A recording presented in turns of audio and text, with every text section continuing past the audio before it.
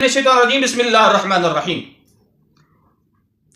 جو لوگ شوگر کے مرض سے پریشان ہیں، جن کا شوگر ہائی ہوتا ہے یا شوگر لو ہوتا ہے، میں آپ کے سامنے ایک سبزی پیش کر رہا ہوں۔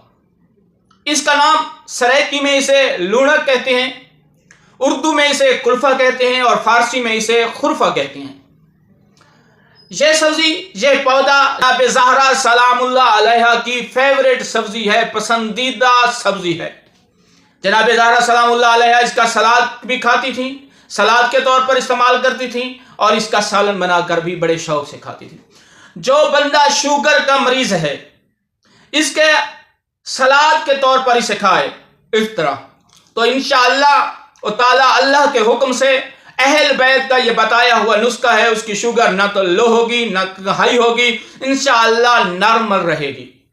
آپ ہر روز اس کے چند پتے کھائیں، 10 20 40 50 جتنے پتے کھا سکتے ہیں۔ یہ بڑے مزے کے ہوتے ہیں، یہ نمکین بھی ہوتے ہیں، ٹیسٹی بھی ہوتے ہیں، بڑے ٹاپ کے ہوتے ہیں۔